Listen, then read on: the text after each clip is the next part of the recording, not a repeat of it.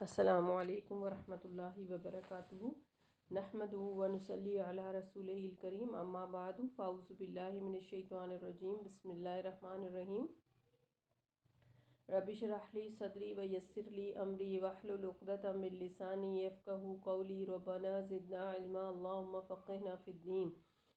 آیت نمبر 31 سورہ الزاریات ہم شروع کر چکے تھے۔ قال فما خطبکم ایھا المرسلون قالوا انا ارسلنا الی قوم مجرمین لنرسل علیہم حجارۃ من طین مسومۃ عند ربک للمسرفین۔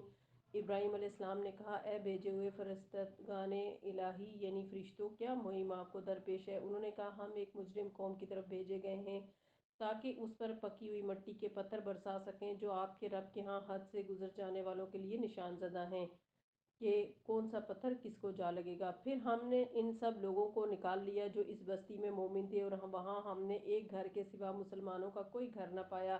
اس کے بعد ہم نے وہاں بس ایک نشانی ان لوگوں کے لیے چھوڑ دی جو دردناک عذاب سے ڈرتے ہوں۔ ابراہیم علیہ السلام کے پاس جب فرشتے آئے اس وقت آپ علیہ السلام فلسطین میں تھے، اور جن بستیوں کی طرف عذاب بھیجا جا رہا تھا وہ صدوم اور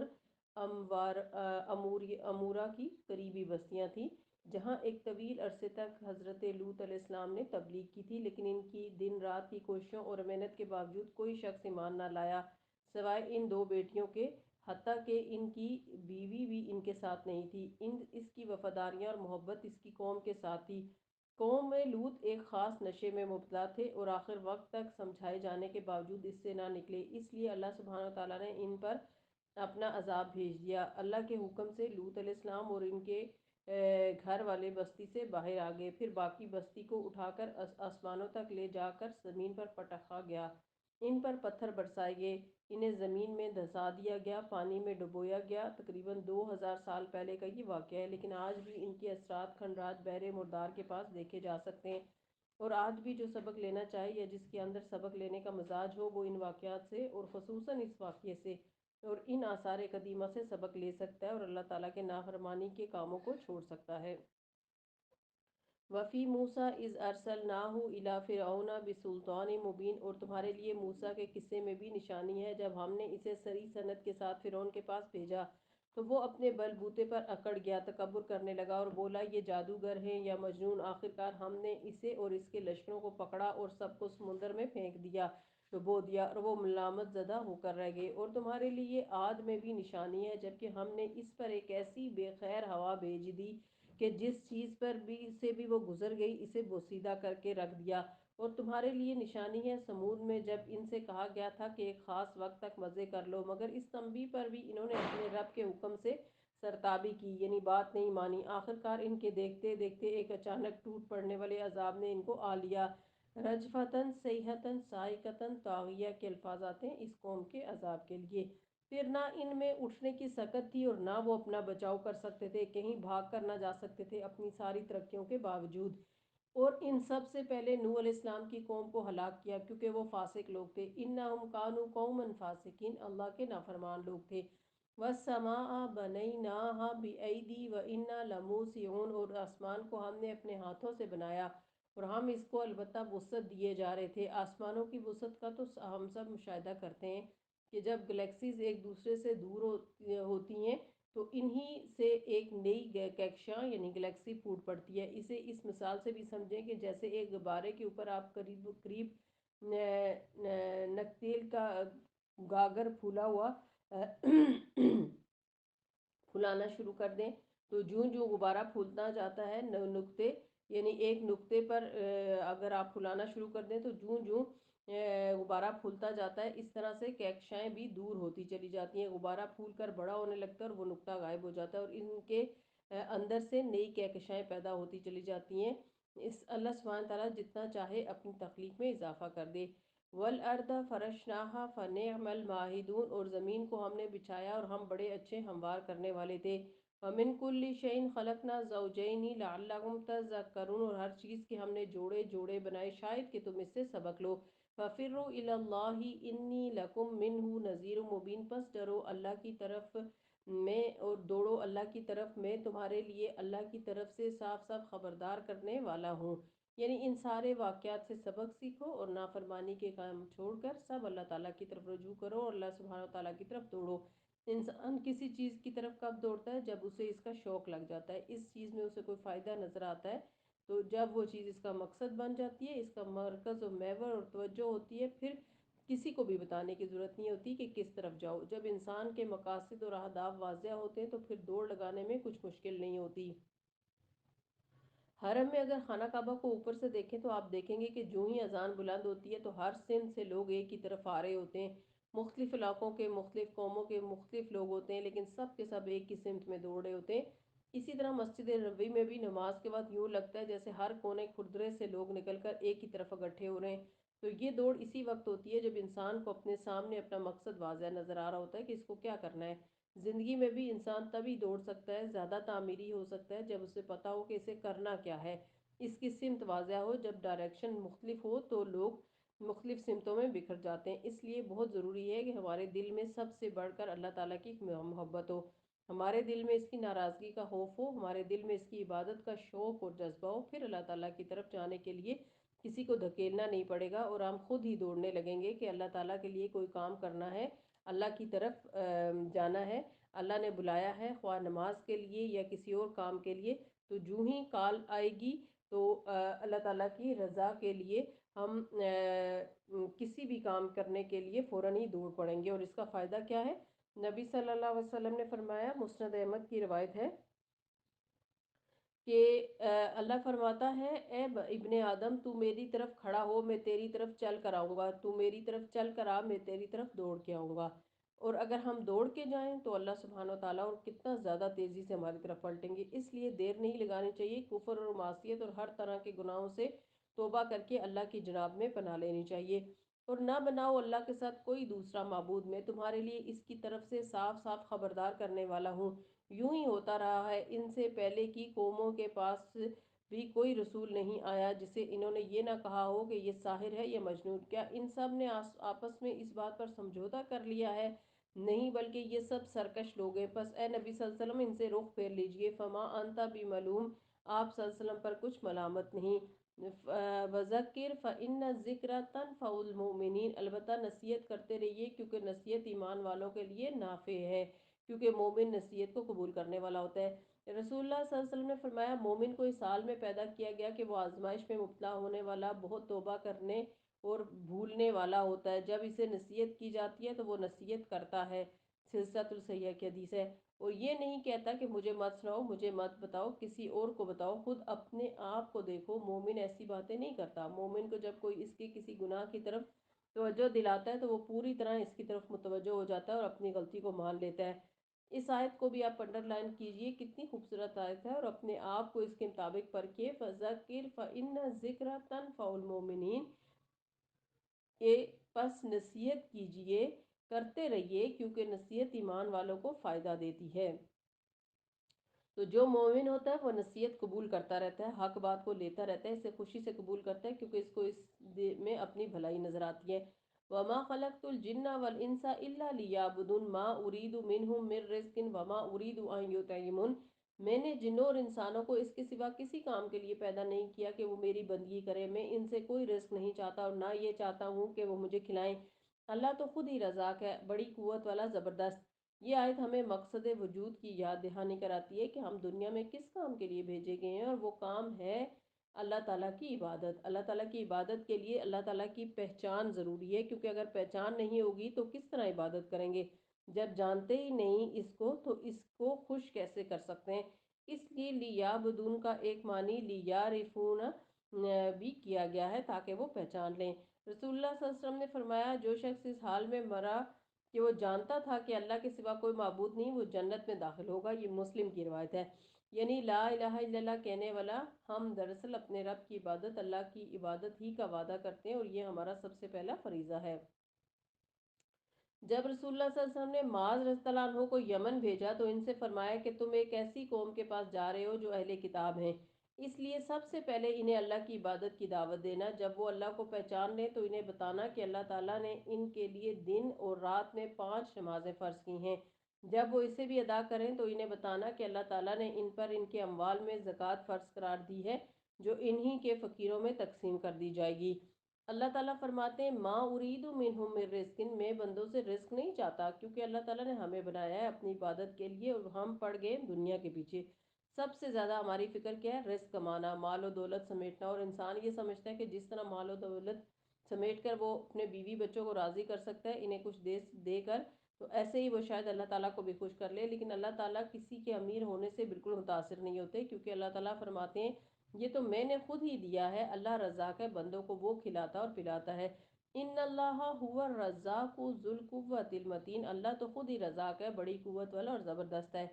इसमें एक और सबक भी है कि जिसके पास रिस्क ना हो उसे चाहिए कि वो अपने रब से रिस्क मांगे, क्योंकि जब सिर्फ रज़ाक क्योंकि सिर्फ रब ही रज़ाक है तो रज़ाक भी है तो बहुत ज़्यादा रिस्क देने वाला है।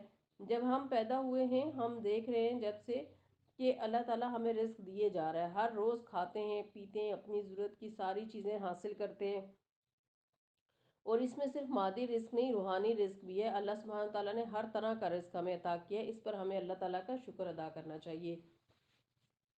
बस जिन लोगों ने जुल्म किया इनके हिस्से का भी वैसा ही अजाब तैयार है जैसा इन्हीं जैसे लोगों को इनके हिस्से का मिल चुका, यानी पिछली कौमों को। अहले मक्का को धमकी दी जा रही है कि बाज नहीं आए तो फिर ऐसी खबरगिरी होगी तुम्हारी, ऐसे खबर ली जाएगी जैसे पहली कौमों की ली गई थी। इसके लिए ये लोग मुझसे जल्दी ना मचाएं। आखिरकार तबाही है कुफर करने वालों के लिए इस रोज़ जिसका इन्हें खौफ दिलाया जा रहा है। ये खौफ सबको होना चाहिए। यहाँ से सूरह तूर शुरू हो रही है। बिस्मिल्लाहिर्रहमानिर्रहीम। शुरू करती हूँ अल्लाह के नाम से जो बेइंतहा मेहरबान और निहायत रहम करने वाला है। व तूरी व किताबि मस्तूरिन फ़ी रक्किम मंशूर वल बैतिल मामूर व सक़्फ़िल मरफ़ू वल बहरिल मस्जूर। कसम है तूर की। तूर से मुराद वो ख़ास पहाड़ जिस पर अल्लाह ताला ने मूसा अलैहिस्सलाम को तौरात अता की थी। व किताब मस्तूर, और ऐसी किताब की जो रक़ीकुल जिल्द में लिखी हुई है, यानी जो इल्हामी किताबें अल्लाह की तरफ से आई हैं। वल बैतिल मामूर, और आबाद घर की। आबाद घर से मुराद सातवें आसमान पर जो बैतुल मामूर है, जो एक अजीम शान घर है, यानी जो अल्लाह का ही घर है जिसमें फरिश्ते जो हैं वो ऐसे इबादत करते हैं जैसे खाना काबा में इबादत की जाती है। इसके बारे में हदीस में आता है कि ये सातवें आसमान पर है। सही बुखारी में है, रसूलुल्लाह सल्लल्लाहु अलैहि वसल्लम ने फरमाया, मुझे बैतुल मामूर दिखाया गया। मैंने जिब्राइल अलैहिस्सलाम से इसके बारे में पूछा तो इन्होंने बताया कि ये बैतुल मामूर है। इसमें 70,000 फरिश्ते रोज़ाना नमाज पढ़ते हैं, और एक मरतबा पढ़कर जो इससे निकल जाए तो फिर कभी इसमें दाखिल नहीं होता, यानी आखिर तक इनकी बारी दोबारा नहीं आई, यानी कभी क़यामत तक इसकी बारी दोबारा नहीं आएगी। इससे आप अंदाज़ा लगाइए कि अल्लाह ताला की इबादत करने वाले और अल्लाह की नमाज़ पढ़ने वाले कितने फरिश्ते मौजूद हैं। अगर हम नहीं पढ़ेंगे तो इसको क्या परवाह। व सक़्फ़िल मरफ़ू, और ऊंची छत की, यानी आसमान की कसम खाई गई है। यहाँ पर ऊंची छत आसमान को कहा गया है। वल बहरिल मस्जूर, और ठाठे मारते समुंदर की जो अल्लाह सुब्हानो ताला ने पैदा किया, और क़यामत के दिन जिसमें आग भड़क उठेगी। इन्ना अज़ाब रब्बी का लवाक़, तेरे रब का अजाब ज़रूर वाक़ होने वाला है। जिस रब ने ये सारा काम किए हैं वो रब क़यामत के लाने को या तुम पर अजाब लाने पर भी पूरी तरह कादिर है। जिसे कोई दफ़ा करने वाला नहीं, वो इस रोज़ वाक़ होगा, यानी क़यामत के दिन वो अजाब आएगा जब आसमान बुरी तरह डगमगाएगा, यानी ये आसमान हिल जाएगा, और पहाड़ उड़े उड़े फिरेंगे, यानी इतनी बड़ी बड़ी चीज़ों का ये आलम होगा तो हमारा क्या होगा। तबाही है उस रोज़ जुटलाने वालों के लिए जो आज खेल के तौर पर अपनी हुज्जत बाजियों में लगे हुए हैं। याद रखें, दीन के मामले में बहसें करना नापसंदीदा है। सही तरगीब व तरहीब की हदीस है। अबू सईद खुदरी रज़ियल्लाहु अन्हु कहते हैं कि हम लोग रसूलुल्लाह सल्लल्लाहु अलैहि वसल्लम के दरवाजे के पास बैठे आपस में मुज़ाकरा कर रहे थे। कोई शख्स एक आयत निकाल कर तनाज़ा करता था तो कोई शख्स दूसरी आयत। बस रसूलुल्लाह सल्लल्लाहु अलैहि वसल्लम गुस्से में तशरीफ़ लाए, गोया कि आपके चेहरे पर अनार का दाना निचोड़ दिया गया हो।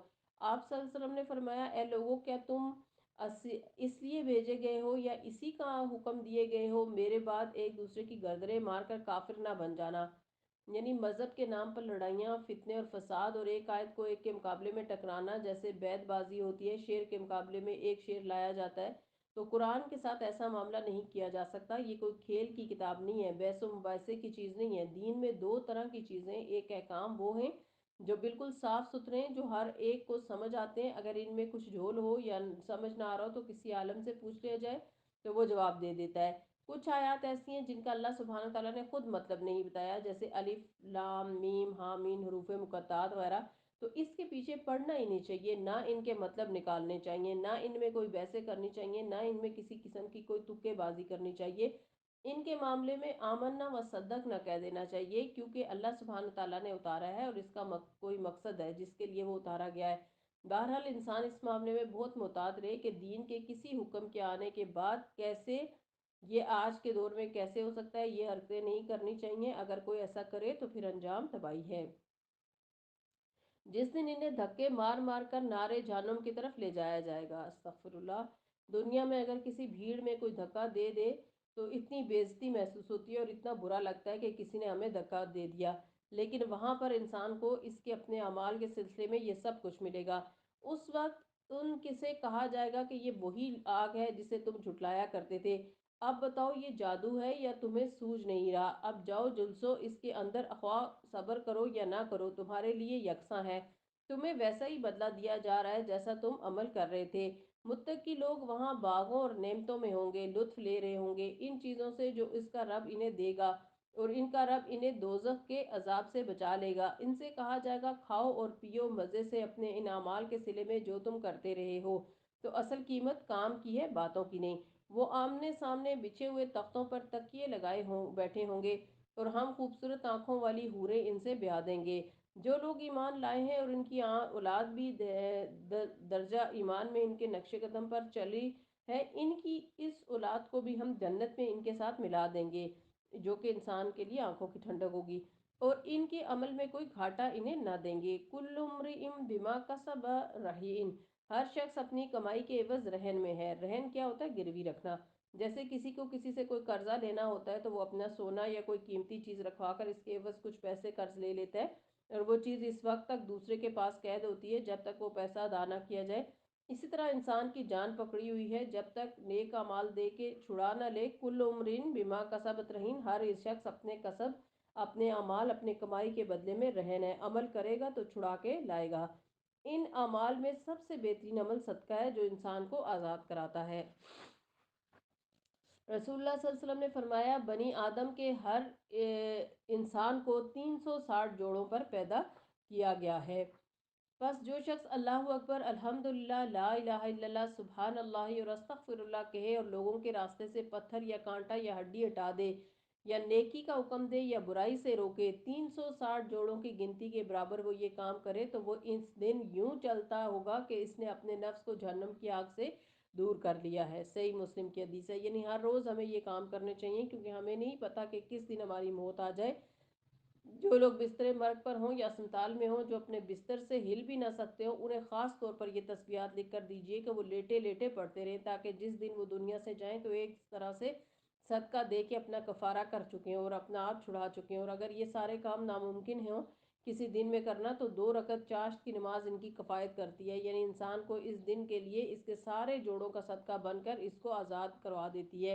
यानी चारा ही नहीं कि हम कुछ ना करें, करना ही करना है। या जिक्र करें या जिक्र से भी आसान कोई काम करें। आप मज़े से बिस्तर पर लेट जाएं, जब तक नींद ना आए जिक्र करते रहें। आप कहीं बैठे हों, सबसे आसान काम अल्लाह ताला ने बताया, वो सबसे ज़्यादा अजर वाला काम है। ये जिक्र ऐसी चीज़ है जो इंसान की बहुत सी तकलीफ़ों को दूर करता है और दिलों को भी इत्मीनान देता है, और गम और दुख और परेशानियों को दूर करता है, और इसके साथ साथ जहन्नुम से आज़ादी का ज़रिया भी है। और क़यामत के दिन साबिकून सबसे आगे होंगे। व अमदद ना हम बिफाकिहतिन व लाहमी मिम्मा यश्तऊन। और हम इनको हर तरह के फल और गोश्त, जिस चीज़ को भी इनका जी चाहेगा, खूब दिए चले जाएंगे। वहाँ वो एक दूसरे से जामे शराब लपक लपक कर ले रहे होंगे, जिसमें वो ना फोश गोई होगी ना बदकिरदारी। और इनकी खिदमत में वो लड़के दौड़ते फिर रहे होंगे जो इन्हीं के लिए मखसूस होंगे। यानी हर एक का खादिम अलग होगा, मुश्तरका नहीं होगा। ऐसे खूबसूरत जैसे छुपा कर रखे हुए मोती, इतने खूबसूरत सर्विस देने वाले होंगे। ये लोग आपस में एक दूसरे से दुनिया में गुजरे हुए हालात पूछेंगे, पिछली कहानियाँ, क्योंकि अब कोई और काम तो है नहीं, फारिग हैं कहानियाँ बताने को। एक दूसरे ने दूसरे से कहा कि आओ कुछ बातें करें, तो उन्होंने कहा फिर सूरज को भी रोक लो, यानी वक्त तो गुजरा जा रहा है, तो हम बातें करके इसे गुजारते रहे तो काम को करने के काम तो रह जाएंगे, क्योंकि हमारे पास मखसूस घंटे, ज़्यादा टाइम नहीं है, हर दिन में चंद घंटे होते हैं। तो हमें फिर देखना होगा कि इन चंद घंटों में हमें क्या करना है। सिर्फ दिल बहलाने वाली बातें करनी है या कोई तामीरी काम करना है, क्योंकि वो वक्त डबल नहीं होता, वक्त इतना ही रहता है जितना वो होता है। इसलिए बहुत ज़रूरी है कि जितनी दिलों में बातें हैं वो छोड़ दें आखिरत के लिए। अल्लाह हमें वहाँ मौका देगा, वहाँ जाकर अलिफ से ये तक ज़िंदगी की सारी कहानियाँ सुनाएं एक दूसरे को। कि ये आयत नंबर 26 ये कहेंगे कि हम पहले अपने घर वालों में डरते हुए ज़िंदगी बसर करते थे। अपने घर वालों में, घर के अंदर इंसान सबसे ज़्यादा रिलैक्स होता है और वो समझता है कि वो कुछ भी कर ले, कोई इसका क्या बिगाड़ लेगा। दलेर होता है, जरी होता है, एक दूसरे से मजाक करता रहता है। घर वाले एक दूसरे को बचा भी रहे होते हैं। अगर एक बहन भाई ने नमाज नहीं पढ़ी तो दूसरा इसको छुपा जाएगा। तो कैसे लोग जन्नत में पहुंचेंगे? जो दुनिया में अपने घर वालों में भी अल्लाह ताला से डरते थे, कोई गलत काम किस्म के काम, गलत बातें, कोई हराम काम नहीं करते थे। घर वालों के बीच में इंसान सबसे ज़्यादा इंजॉय करता है, बातें कर कर के, और लंबी बातें होती चली जाती हैं और कोई रोकने वाला भी नहीं होता। तो वो इन तमाम चीज़ों से बचते थे जो आखिरत को नुकसान देने वाली थी। इससे एक और बात ये भी पता चलती है कि हमें सबसे पहले अपने घर वालों की फ़िक्र करनी चाहिए, अपने बच्चों की फ़िक्र करनी चाहिए कि वो दीन पर हैं या नहीं। हमारे बच्चे किस किस्म का लिबास पहन रहे हैं, इनके अंदर हया है कि नहीं, नमाजों की पाबंदी हो रही है कि नहीं, फ़राइज़ अदा हो रहे हैं कि नहीं। लेकिन हम उल्टा डरते हैं, हम घर वालों से डर कर रह रहे होते हैं। हम घर वालों में डर कर नहीं रह रहे होते, क्योंकि हमें पता होता है कि अगर इन्हें मना करेंगे तो वो नाराज़ हो जाएंगे। तो घर वालों के डर की वजह से हम इन्हें मना नहीं करते कि तुम अपने गलत तरीके छोड़ दो। इसमें खसूसी तौर पर जो वालदेन की जिम्मेदारी बनती है, इसको अदा करना चाहिए अल्लाह से डरते हुए। आखिरकार अल्लाह ने हम पर फजल फरमाया और हमें जुलसा देने वाली हवा के अजाब से बचा लिया। हम पिछली ज़िंदगी में इसी से दुआएं मांगा करते थे। वो वाकई बड़ा ही मोहसन है और रहीम है। बस ए नबी सल्लल्लाहु अलैहि वसल्लम, आप नसीहत किए जाएं अपने रब के फजल से। ना आप काहिन है, न मजनून। क्या ये लोग कहते हैं कि ये शख्स शाहिर है जिसके हक में हम गर्दिश अयाम का इंतज़ार कर रहे हैं? इनसे को अच्छा इंतज़ार करो, मैं भी तुम्हारे साथ इंतज़ार करता हूँ। यानी मैं भी देखता हूँ कि किसकी आरजू पूरी होती है, किसकी शामत आती है, मेरी या तुम्हारी। या इनकी अक्लें इन्हें ऐसी ही बातें करने के लिए कहती हैं? या दर हकीकत ये अनाद में हद से गुजरे हुए लोग हैं? क्या ये कहते हैं कि इस शख्स ने ये कुरान खुद घड़ लिया? असल बात यह है कि ये ईमान नहीं लाते। अगर ये अपने इस कौल में सच्चे हैं तो इसी शान का एक कलाम बना लाएं। क्या ये किसी खालिक के बगैर खुद पैदा किए गए, या ये खुद अपने खालिक हैं, या ज़मीन और आसमानों को इन्होंने पैदा किया? असल बात यह है कि ये यकीन नहीं रखते। क्या तेरे रब के ख़जाने इनके कब्ज़े में है, या इन पर इन्हीं का हुक्म चलता है? क्या इनके पास कोई सीढ़ी है जिस पर चढ़कर ये आलम बाला की सुनगुन लेते हैं? इनमें से जिसने सुनगुन ली हो वो लाए कोई खुली दलील। क्या अल्लाह के लिए तो है बेटियां और तुम लोगों के लिए हैं बेटे? क्या तुम इनसे कोई अजर मांगते हो, या ये ज़बरदस्ती पड़ी हुई चट्टी के बोझ तले दबे जाते हैं? क्या इनके पास गैब के हकायक का इल्म है कि इसकी बिना पर ये लिख रहे हों? क्या ये कोई चाल चलना चाहते हैं? अगर ये बात है तो कुफर करने वालों पर इनकी चाल उल्टी ही पड़ेगी। क्या अल्लाह के सिवा ये कोई माबूद रखते हैं? अल्लाह पाक है इस शिर्क से जो ये लोग कर रहे हैं। ये लोग आसमान के टुकड़े भी गिरते हुए देख लें तो कहेंगे कि ये बादल हैं जो उमड़े चले आ रहे हैं। बस ए नबी सल्लल्लाहु अलैहि वसल्लम, इन्हें इनके हाल पर छोड़ दीजिए यहाँ तक कि ये अपने उस दिन को पहुंच जाएं जिसमें ये मार गिराए जाएंगे। जिस दिन इनकी अपनी कोई चाल इनके किसी काम ना आएगी, ना कोई इनकी मदद को आएगा। और उस वक्त के आने से पहले भी जालिमों के लिए अजाब है, मगर इनमें से अक्सर जानते नहीं हैं। वस्बिर लिहुक्मी रब्बिका फ़इन्नका बिआयुनिना वसब्बिह बिहम्दि रब्बिका हीना तकुम व मिनल लैली फसब्बिहु व इदबारन नुजूम। ए नबी, अपने रब का फैसला आने तक सब्र करो, तुम हमारी निगाह में हो। जब उठो तो अपने रब की हम के साथ इसकी तस्बीह करो, रात को भी इसकी तस्बीह किया करो, और सितारे जब पलटते हैं उस वक्त भी। तस्बीह से मुराद एक तो नमाजें हैं कि पाबंदी के साथ नमाज की अदायगी, और दूसरे अल्लाह सुब्हानहू व तआला की तस्बीह रात के वक्त, दिन के वक्त, सुबह के वक्त, हर हर मौके पर। शुरेक होजनी कहते हैं कि मैं आयशा रज़ियल्लाहु अन्हा के पास गया और इनसे पूछा कि रसूलुल्लाह सल्लल्लाहु अलैहि वसल्लम जब रात में नींद से जागते तो पहले क्या करते? इन्होंने कहा, तुमने मुझसे ऐसी बात पूछी जो तुमसे पहले किसी ने नहीं पूछी है। आप सल्लल्लाहु अलैहि वसल्लम जब रात में नींद से जागते तो 10 बार अल्लाहु अकबर, 10 बार अल्हम्दुलिल्लाह, 10 बार सुबहान अल्लाह व बिहम्दिही, 10 बार सुबहान अल मलिकुल कुद्दूस, और 10 बार अस्तगफिरुल्लाह, और 10 बार ला इलाहा इल्लल्लाह कहते। फिर 10 बार 10 बार अल्लाहुम्मा इन्नी आउज़ुबिका मिन ज़ीक़ि दुनिया व ज़ीक़ि यौमिल क़ियामा। ए अल्लाह, मैं तुझसे दुनिया और क़यामत के दिन की तंगी से तेरी पनाह चाहता हूँ कहते। फिर नमाज शुरू करते। ये सुनन अबी दाऊद की रवायत है। آج کل جیسے صبح سحری کے وقت اٹھتے ہیں تو یہ اذکار 10 10 مرتبہ بھی کہہ لیں تو انشاءاللہ نبی صلی اللہ علیہ وسلم کی سنت کی پیروی بھی ہو جائے گی، اور سبحان اللہ و بحمدی سبحان اللہ العظیم تسبیح تو ہے ہی، جو ہی فرصت ملے فراغت ہو فوراً پڑھنا شروع کر دیں۔ سورہ نجم، سورۃ النجم مکی صورت ہے۔ بسم اللہ الرحمن الرحیم، والنجم اذا ہوا ما ضل صاحبکم وما غوا وما ینطق عن الہوا ان ہوا الا وحی یوحی علمہ شدید القویٰ ذو مرۃ فاستویٰ وہو بالافق الاعلیٰ۔ قسم ہے تارے کی جب کہ وہ غروب ہوا، تمہارا رفیق نہ بھٹکا ہے نہ بہکا ہے۔ اہل مکہ نبی صلی اللہ علیہ وسلم کو مجنون کہتے تھے۔ اللہ تعالیٰ نے گواہی دی اور تارے کو گواہ بنایا کہ جس طرح ستارے غروب ہوتے ہیں تو سورج چمک اٹھتا ہے، اسی طرح رسول اللہ صلی اللہ علیہ وسلم کی رسالت اتنی ہی واضح ہے اور آپ صلی اللہ علیہ وسلم کا کردار اتنا ہی چمکتا ہے، سراجم منیرہ ہے کہ جس میں کسی قسم کے کوئی شک کی گنجائش ہی نہیں۔ ایک ہوتا ہے اوس درجے کا سمجھدار انسان، اور آپ صلی اللہ علیہ وسلم اوس درجے سے بہت بلند سمجھدار انسان تھے، اور آپ صلی اللہ علیہ وسلم کا کردار بالکل بے داغ تھا۔ تو اس لیے اللہ سبحانہ وتعالیٰ نے آپ صلی اللہ علیہ وسلم کے حق میں گواہی دے رہے ہیں کہ آپ صلی اللہ علیہ وسلم نہ بھٹکے ہوئے ہیں نہ بہکے ہوئے ہیں۔ وما ینطق عن الہویٰ، اور وہ اپنی خواہش نفس سے نہیں بولتے۔ یعنی ہم عام انسانوں کی کمزوری کیا ہے کہ جب بات کرنی ہوتی ہے تو جو مرضی کی پسند کی بات ہوتی ہے وہ کرتے ہیں، لیکن نبی صلی اللہ علیہ وسلم ہر حال میں، غصے میں، غم میں، خوشی میں حق بات بولتے ہیں، اور قرآن اس پر گواہی دے رہا ہے۔ آپ صلی اللہ علیہ وسلم کی زبان سے ہمیشہ حق ہی نکلتا تھا، یاد رکھیے کبھی کچھ باطل کا نہیں نکلا۔ مسند احمد کی روایت ہے، عبداللہ بن عمرو بن عاص رضی اللہ عنہ کہتے ہیں کہ ایک مرتبہ میں نے کہا یا رسول اللہ صلی اللہ علیہ وسلم، میں آپ سے جو باتیں سنتا ہوں انہیں لکھ لیا کروں؟ نبی صلی اللہ علیہ وسلم نے فرمایا ہاں۔ میں نے پوچھا رضامندی اور ناراضگی دونوں حالتوں میں؟ نبی صلی اللہ علیہ وسلم نے فرمایا ہاں، کیونکہ میرے لیے جائز نہیں کہ میں اس حالت میں بھی حق کے سوا کچھ کہوں۔ جب آپ صلی اللہ علیہ وسلم نے اتنا حق بولا ہے تو پھر ہمیں آپ صلی اللہ علیہ وسلم کی سنت کی پیروی میں کیوں مشکل ہے؟ ابو ہریرہ سے مروی ہے، رسول اللہ صلی اللہ علیہ وسلم نے فرمایا میں تو ہمیشہ حق بات ہی کہتا ہوں۔ کسی صحابی رضی اللہ عنہ نے عرض کیا اے اللہ کے رسول، آپ ہمارے ساتھ ہنسی مذاق بھی کرتے ہیں؟ آپ صلی اللہ علیہ وسلم نے فرمایا میں ہنسی مذاق میں بھی حق بات ہی کہتا ہوں۔ یہ بھی مسند احمد کی روایت ہے۔ یعنی کوئی بھی کیفیت ہو، کوئی بھی موقع ہو، ہمیشہ حق ہی آپ صلی اللہ علیہ وسلم کی زبان سے نکلا۔ ان ہوا الا وحی یوحی، یہ تو ایک وحی ہے جو اس پر نازل کی جاتی ہے۔ علمہ شدید القویٰ، تعلیم دی اس کو ایک زبردست قوت والے نے۔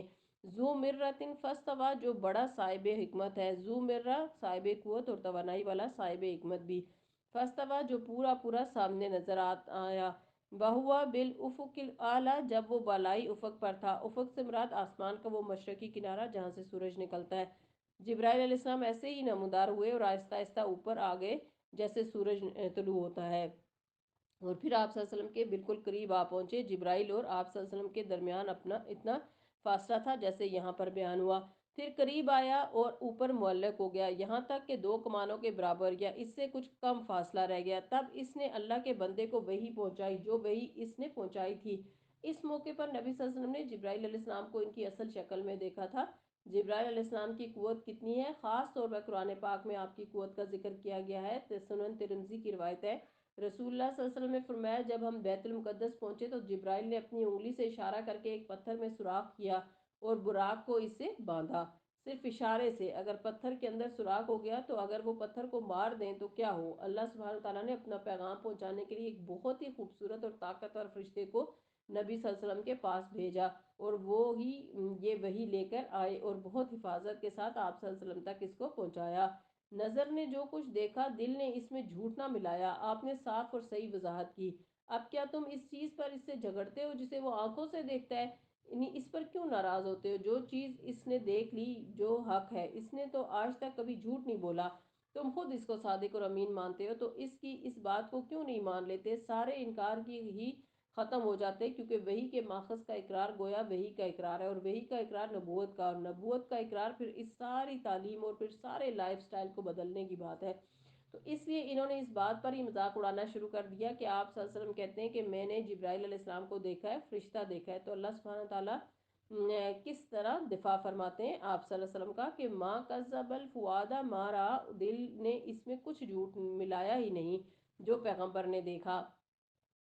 تو اب کیا تم اس چیز پر اس سے جھگڑتے ہو جو وہ آنکھوں سے دیکھتا ہے؟ ایک مرتبہ پھر اس نے سدرۃ المنتہا کے پاس اس کو دیکھا جہاں اس کے پاس ہی جنت الماوا ہے۔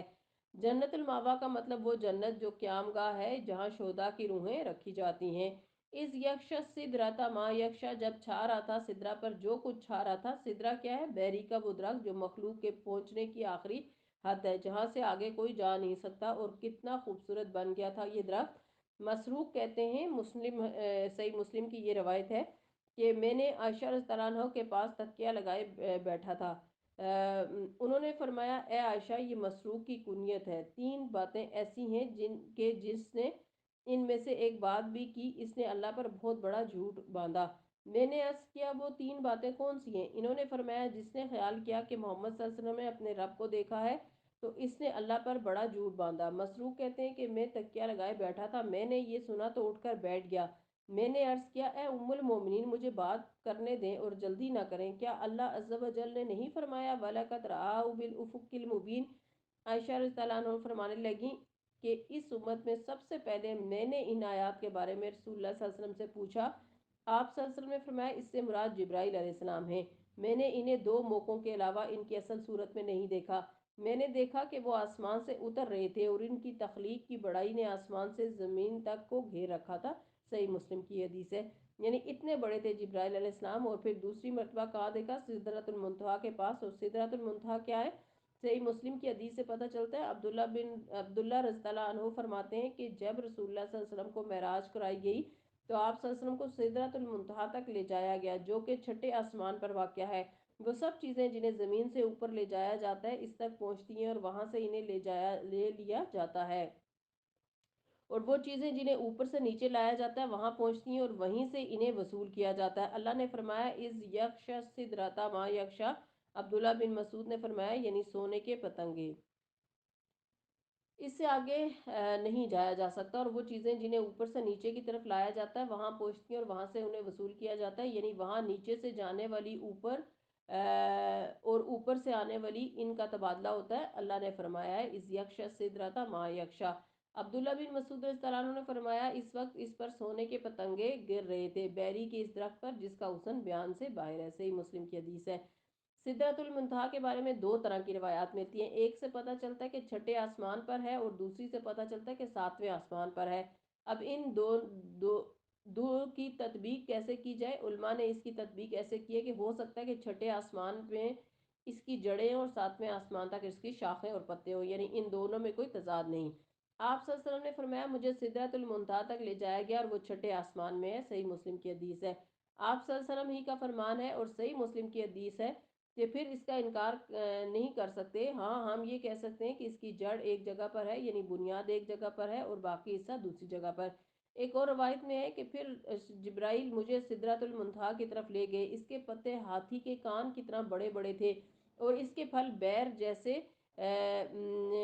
اور بڑے گھڑے کے برابر تھے۔ آپ صلی اللہ علیہ وسلم نے فرمایا، جب اس درخت کو اللہ کے حکم سے ڈھانکا گیا تو اس کا حال ایسا ہو گیا کہ اللہ کی مخلوق میں سے کسی کے لیے یہ ممکن نہیں کہ اس کے حسن کو بیان کر سکے۔ یہ بھی صحیح مسلم کی حدیث ہے۔ یعنی عام بیریوں کے پتے کتنے چھوٹے چھوٹے ہوتے ہیں، لیکن ان کے پتے بہت بڑے بڑے تھے، اور اس کے پھل یعنی بیر بڑے بڑے مٹکوں کی طرح کے تھے۔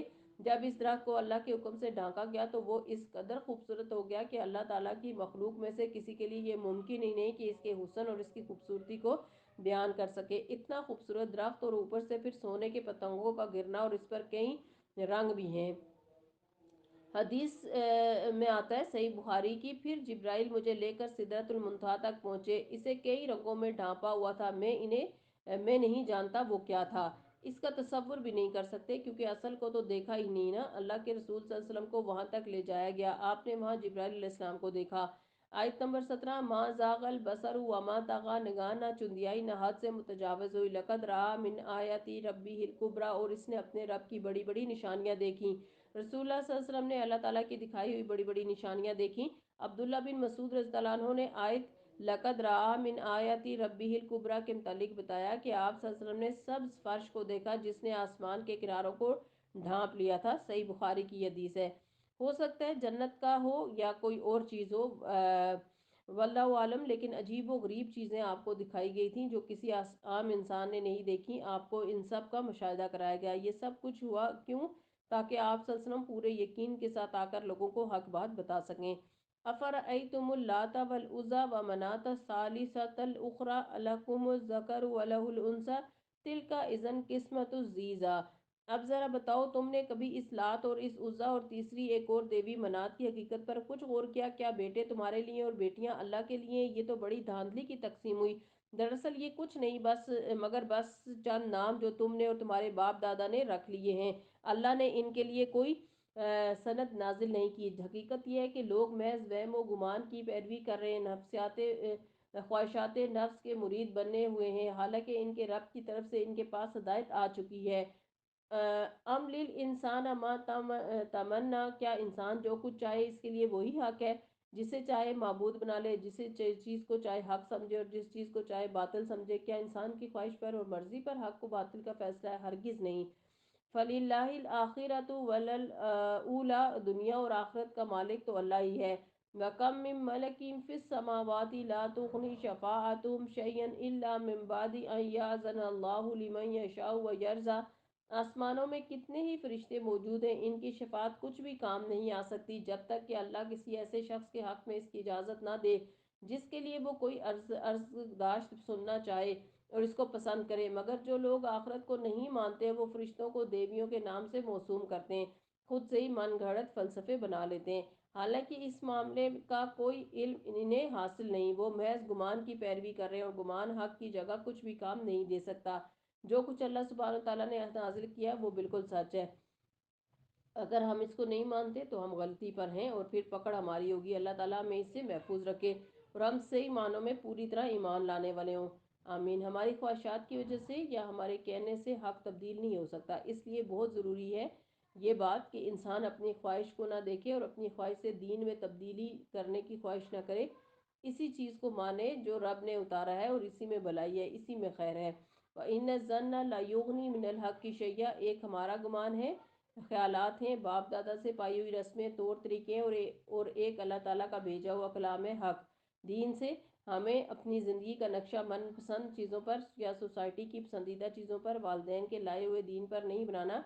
हमें ये नक्शा ज़िंदगी का जो रोड मैप है इसको अल्लाह ताला की मर्ज़ी के मुताबिक बनाना है और उस पर चलना है, वरना रास्ता खो जाएगा।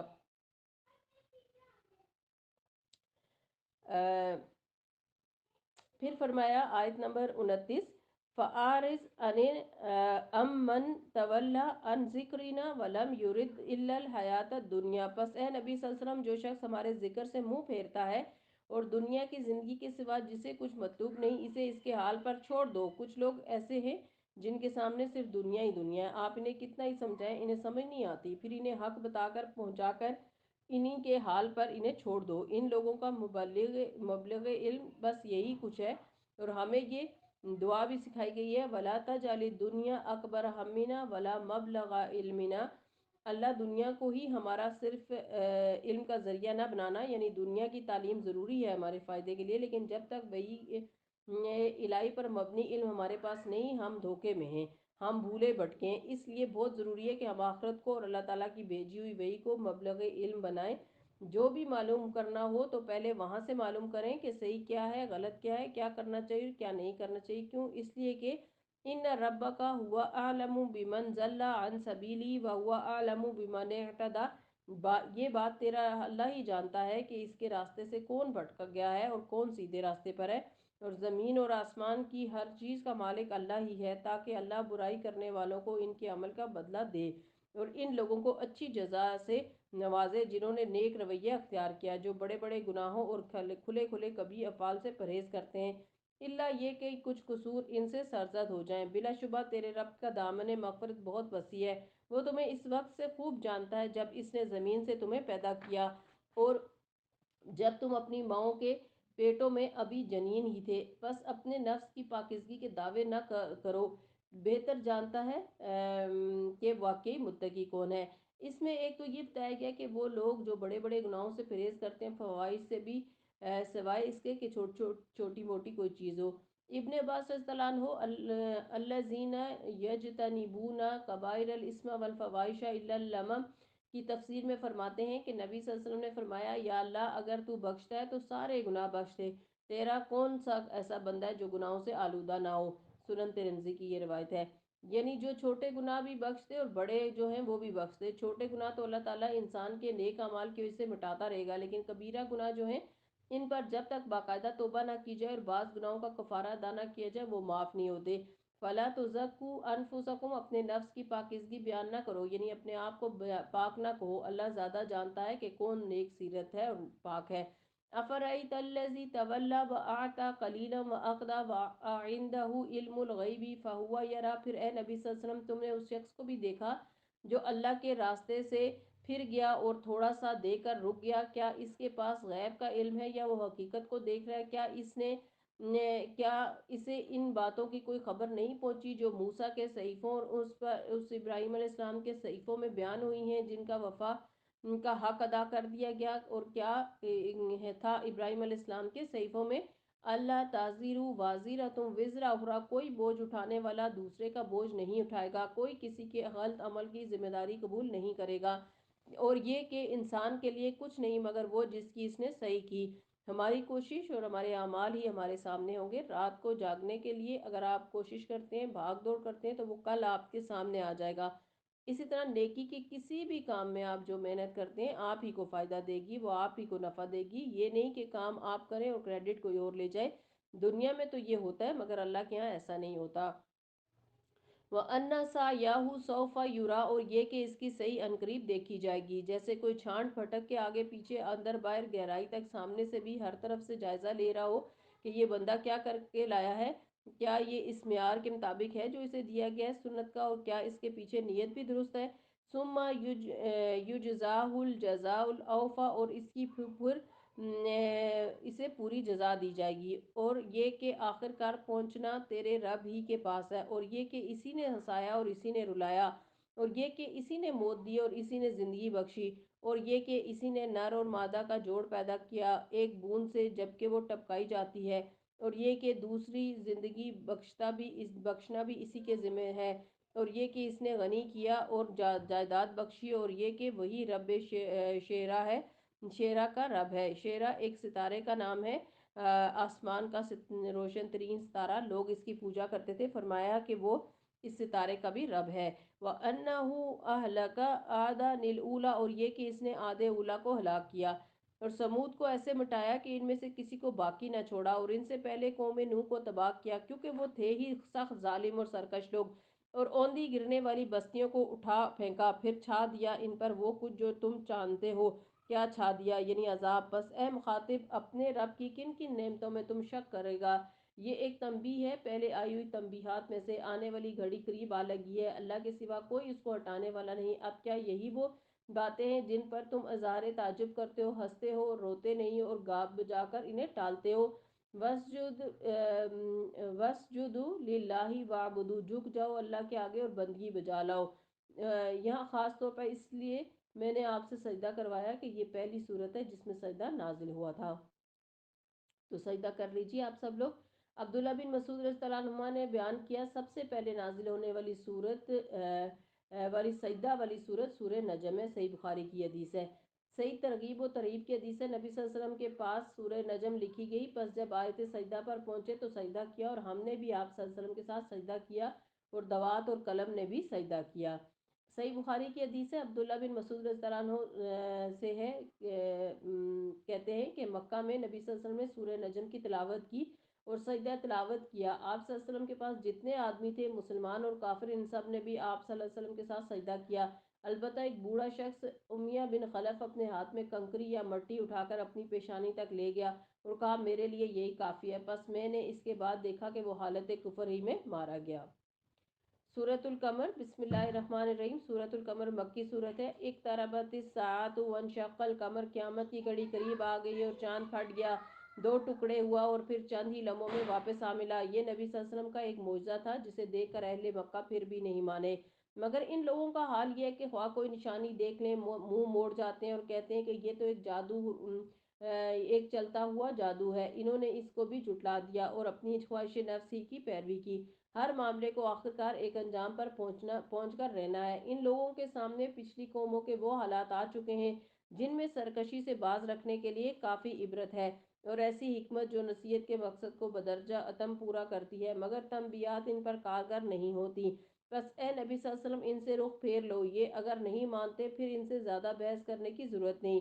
جس دن پکارنے والا ایک سخت ناگوار چیز کو پکارے گا، لوگ سہمی ہوئی نگاہوں کے ساتھ اپنی قبروں سے اس طرح نکلیں گے گویا وہ بکھری ہوئی ٹڈیاں ہیں، ٹڈیوں کی طرح اچھل اچھل کر ایک کے بعد ایک تہ کے اندر سے نکل رہے ہوں گے، پکارنے والے کی طرف دوڑے جا رہے ہوں گے۔ وہی منکرین جو دنیا میں اس کا انکار کرتے تھے اس وقت کہیں گے کہ یہ تو بڑا کٹھن دن ہے، یعنی قیامت کے دن انسان کی جو اٹھنے کی حالت ہے جس میں ہم بھی شامل ہوں گے، معلوم نہیں کہاں دفن ہوں اور کہاں سے اٹھائے جائیں اور کن لوگوں کے ساتھ ہوں، کیونکہ یہ بڑی اہم بات ہے کہ قیامت کے دن انسان کس کے ساتھ ہوتا ہے۔ اگر وہ انبیاء سے محبت کرتا ہے، نیک صالح لوگوں سے محبت کرتا ہے تو انہی کے ساتھ اس کا حشر ہوگا۔ اللہ سبحانہ وتعالی ہمیں ان لوگوں میں شامل فرمائے، آمین۔ نبی صلی اللہ علیہ وسلم نے فرمایا لوگوں کا حشر 3 فرقوں میں ہوگا، ایک فرقے والے لوگ رغبت کرنے والے اور ڈرنے والے ہوں گے، اور دوسرے فرقے ایسے لوگوں کا ہوگا کہ ایک اونٹ پر 2 آدمی سوار ہوں گے، کسی اونٹ پر 3 ہوں گے، کسی اونٹ پر 4 ہوں گے اور کسی پر 10 ہوں گے، اور باقی لوگوں کو آگ جمع کرے گی۔ اہل شرک کا تیسرا فرقہ ہوگا، جب وہ ان کے ساتھ قیلولہ کریں گے تو آگ بھی ان کے ساتھ ٹھہری ہوگی، جب وہ رات گزاریں گے تو آگ بھی ان کے ساتھ وہاں ٹھہری ہوگی، جب وہ صبح کریں گے تو آگ بھی صبح کے وقت وہاں موجود ہوگی، اور جب وہ شام کریں گے تو آگ بھی شام کے وقت ان کے ساتھ موجود ہوگی۔ صحیح بخاری کی حدیث ہے۔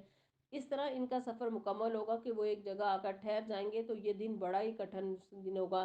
حشر کے دن کے بارے میں آتا ہے کہ اللہ تعالیٰ اس دن اتنے زیادہ غضبناک ہوں گے کہ نہ اس سے پہلے کبھی اتنے غضبناک ہوئے نہ کبھی اس کے بعد۔ کذبت قبلہم قوم نوح فکذبوا عبدنا فقالوا مجنون وازدجر۔ ان سے پہلے نوح علیہ السلام کی قوم جھٹلا چکی ہے، انہوں نے ہمارے بندے کو جھوٹا قرار دیا اور کہا کہ یہ دیوانہ ہے، اور وہ بری طرح جھڑکا گیا۔ آخرکار اس نے اپنے رب کو پکارا کہ میں مغلوب ہو چکا ہوں، اب تو ان سے انتقام لے۔ تب ہم نے موسلادھار بارش سے آسمان کے دروازے کھول دیے اور زمین کو پھاڑ کر چشموں میں تبدیل کر دیا، اور یہ سارا پانی اس کام کو پورا کرنے کے لیے مل گیا جو مقدر ہو چکا تھا۔ اور نوح علیہ السلام کو ہم نے ایک تختوں اور کیلوں والی پر سوار کر دیا، تختوں اور کیلوں والی یعنی کشتی جو ہماری نگرانی میں چل رہی تھی۔ یہ تھا بدلہ اس شخص کی خاطر جس کی ناقدری کی گئی تھی۔ اس کشتی کو ہم نے ایک نشانی بنا کر چھوڑ دیا۔ پھر کوئی ہے نصیحت قبول کرنے والا؟ دیکھ لو کیسا تھا میرا عذاب اور کیسی تھی میری تنبیہات۔ وَلَقَدْ يَسَّرْنَا الْقُرْآنَ لِلذِّكْرِ فَهَلْ مِن مُدَّكِرٍ۔ ہم نے اس قرآن کو نصیحت کے لیے آسان کر دیا، پھر کیا ہے کوئی نصیحت قبول کرنے والا؟ کذبت عاد فکیف کان عذابی ونذر۔ عاد نے جھٹلایا تو دیکھ لو کیسا تھا میرا عذاب اور کیسی تھی میری تنبیہات۔ ہم نے ایک پہم نحوست کے دن سخت طوفانی ہوا ان پر بھیج دی جو لوگوں کو اٹھا اٹھا کر اس طرح پھینک رہی تھی جیسے وہ جڑ سے اکھڑے ہوئے کھجور کے تنے ہوں۔ بس دیکھ لو کیسا تھا میرا عذاب اور کیسی تھی میری تنبیہات۔ وَلَقَدْ يَسَّرْنَا الْقُرْآنَ لِلذِّكْرِ فَهَلْ مِن مُدَّكِرٍ۔ ہم نے اس قرآن کو نصیحت کے لیے آسان بنا دیا، پھر کیا ہے کوئی نصیحت قبول کرنے والا؟ سمود نے تنبیہات کو جھٹلا دیا اور کہنے لگے ایک اکیلا آدمی جو ہم ہی میں سے ہے، کیا اب ہم اس کے پیچھے چلیں، اس کا اتباع ہم قبول کر لیں تو اس کے معنی یہ ہوں گے کہ ہم بہک گئے اور ہماری عقل ماری گئی۔ کیا ہمارے درمیان بس یہی ایک شخص تھا جس پر اللہ کا ذکر نازل کیا گیا؟ نہیں، بلکہ یہ پرلے درجے کا جھوٹا اور برخود غلط ہے۔ ہم نے اپنے پیغمبر سے کہا کل ہی انہیں معلوم ہوا جاتا ہے کہ کون پرلے درجے کا جھوٹا اور برخود غلط ہے۔ ہم اونٹنی کو ان کے لیے فتنہ بنا کر بھیج رہے ہیں، اب ذرا صبر کے ساتھ دیکھو کہ ان کا کیا انجام ہوا۔ انہیں جتا دے کہ پانی ان کے اور اونٹنی کے درمیان تقسیم ہوگا اور ہر ایک اپنی باری کے دن پر آئے گا۔ آخرکار ان لوگوں نے اپنے آدمی کو پکارا اور اس نے اس کام کا بیڑا اٹھایا اور اونٹنی کو مار ڈالا۔ پھر دیکھ لو کیسا تھا میرا عذاب اور کیسی تھی میری تنبیہات۔ ہم نے ان پر بس ایک ہی دھماکہ چھوڑا اور وہ باڑے والے کی روندی ہوئی بھاڑ کی طرح بس ہو کر رہ گئے۔ وَلَقَدْ يَسَّرْنَا الْقُرْآنَ لِلذِّكْرِ فَهَلْ مِن مُدَّكِرٍ۔ ہم نے اس قرآن کو نصیحت کے لیے آسان ذریعہ بنا دیا، اب ہے کوئی نصیحت قبول کرنے والا؟ لوط کی قوم نے تنبیہات کو جھٹلایا اور ہم نے پتھراؤ کرنے والی ہوا اس پر بھیج دی، صرف لوط کے گھر والے اس سے محفوظ رہے، ان کو ہم نے اپنے فضل سے رات کے پچھلے پہر بچا کر نکال دیا۔ یہ جزا دیتے ہیں ہم ہر اس شخص کو جو شکر گزار ہوتا ہے۔ لوط نے اپنی قوم کے لوگوں کو ہماری پکڑ سے خبردار کیا، مگر وہ ساری تنبیہات کو مشکوک سمجھ کر باتوں میں اڑاتے رہے، پھر انہوں نے اسے اپنے مہمانوں کی حفاظت سے باز رکھنے کی کوشش کی۔ آخرکار ہم نے ان کی آنکھیں موند دی کہ چکھو اب میرا عذاب اور میری تنبیہات کا مزہ۔ صبح سویرے یہ ایک اٹل عذاب نے انہیں آ لیا، جکھو مزہ اب میرے عذاب کا اور میری تنبیہات کا۔ وَلَقَدْ يَسَّرْنَا الْقُرْآنَ لِلذِّكْرِ فَهَلْ مِن مُّدَّكِرٍ، ہم نے اس قرآن کو نصیحت کے لیے آسان ذریعہ بنا دیا، پس ہے کوئی نصیحت قبول کرنے والا۔ اور آل فرعون کے پاس بھی تنبیہات آئیں، مگر انہوں نے ہماری ساری نشانیوں کو جھٹلا دیا، آخر کو ہم نے انہیں پکڑا جس طرح کوئی زبردست قدرت والا پکڑتا ہے۔ کیا تمہارے کفار کچھ ان لوگوں سے بہتر ہیں، یا آسمانی کتابوں میں تمہارے لیے کوئی معافی لکھی ہوئی ہے؟ ان لوگوں کا کہنا یہ ہے کہ ہم ایک مضبوط جتھا ہیں، اپنا بچاؤ کر لیں گے، عنقریب یہ جتھا شکست کھا جائے گا اور یہ سب پیٹ پھیر کر بھاگتے نظر آئیں گے۔ بل الساعۃ موعدہم والساعۃ ادھیٰ وامر، بلکہ ان سے نپٹنے کے لیے اصل وعدے کا وقت تو قیامت ہے، اور یہ بڑی آفت اور زیادہ تلخ ساعت ہے۔ یہ مجرم لوگ در حقیقت غلط فہمی میں مبتلا ہیں اور ان کی عقل ماری گئی ہے۔ جس روز یہ منہ کے بل آگ میں گھسیٹے جائیں گے، اس روز ان سے کہا جائے گا کہ اب چکھو جہنم کی لپٹ کا مزہ۔ اِنَّا كُلَّ شَيْءٍ خَلَقْنَاهُ بِقَدَرٍ، ہم نے ہر چیز ایک تقدیر کے ساتھ پیدا کی ہے، ایسے ہی کوئی بھی افراتفری میں نہیں بنائی گئی، ہر چیز باقاعدہ ایک خاص وقت، مدت، عمر، ڈیزائن اور رنگ اور شکل کے ساتھ، سائز کے ساتھ بنائی گئی ہے، ایک پلاننگ کے تحت بنائی گئی ہے۔ اور ہمارا حکم بس ایک ہی حکم ہوتا ہے، اور وہ پلک جب قاطع عمل میں آ جاتا ہے۔ تم جیسے بہت سو کو ہم ہلاک کر چکے ہیں، کوئی نصیحت قبول کرنے والا؟ کُلُّ شَيْءٍ فَعَلُوهُ فِي الزُّبُرِ، جو کچھ ہم نے کیا ہے وہ سب دفتروں میں درج ہے۔ وَكُلَّ صَغِيرٍ وَكَبِيرٍ مُسْتَطَرٍ، اور ہر چیز ضرور چھوٹی اور بڑی بات لکھی ہوئی ہے۔ بہت ہی مؤثر صورت ہے، ابتدائی دور کی صورتوں میں سے ہے، اور اتنے بڑے بڑے واقعات اور صدیوں پر پھیلی ہوئی کہانیاں چند لفظوں میں بیان کر دی گئی ہیں، اور ایک جملہ بار بار دہرایا گیا ہے، وَلَقَدْ يَسَّرْنَا الْقُرْآنَ لِلذِّكْرِ فَهَلْ مِن مُّدَّكِرٍ، کہ کسی بھی قوم کو تباہی سے بچانے کے لیے قرآن ہی حل ہے، قرآن ہی یاد دہانی ہے۔ اگر آپ یہ جاننا چاہتے ہیں کہ یہ قومیں کیوں تباہ ہوئیں تو اس قرآن سے پڑھ کر دیکھیے، اور اگر جاننا چاہتے ہیں کہ اس تباہی سے آئندہ بچنے کا کیا طریقہ ہے تو اس قرآن کو ہم نے آسان بنایا ہے، اس کو پڑھو اور سمجھو اور اس کے مطابق زندگی بسر کرو، تو اس برے انجام سے بچ جاؤ گے جس سے پچھلی قومیں دوچار ہو چکی ہیں۔ اور دوسرا بہت مؤثر پیغام یہ ہے کہ ہر چھوٹی بڑی بات کو ہم نے لکھ رکھا ہے، کچھ بھی اللہ کی نظر سے اوجھل نہیں۔ کیوں لکھا جا رہا ہے؟ ورنہ تو اللہ کا علم ہی کافی ہے، ہر چیز کی گواہی تیار ہو رہی ہے۔ ان المتقین فی جنات و نہر، متقی لوگ باغات اور نہروں میں ہوں گے۔ فی مقعد صدق عند ملیک مقتدر، سچی عزت کی جگہ بڑے ذی اقتدار بادشاہ کے قریب۔ تو وہ یوم المزید میں جو نور کے ممبر ہوں گے، کرسیاں لگیں گی، ٹیلوں پر لوگ بیٹھیں گے، یہ کون ہوں گے؟ خوش قسمت وہی جو دنیا میں اللہ تعالیٰ سے ڈرتے ہوئے زندگی بسر کرتے رہے، حرام سے بچتے رہے اور اپنے آپ کو بچاتے رہے۔ اللہ تعالیٰ ہم سب کو تقوی عطا فرمائے، آمین۔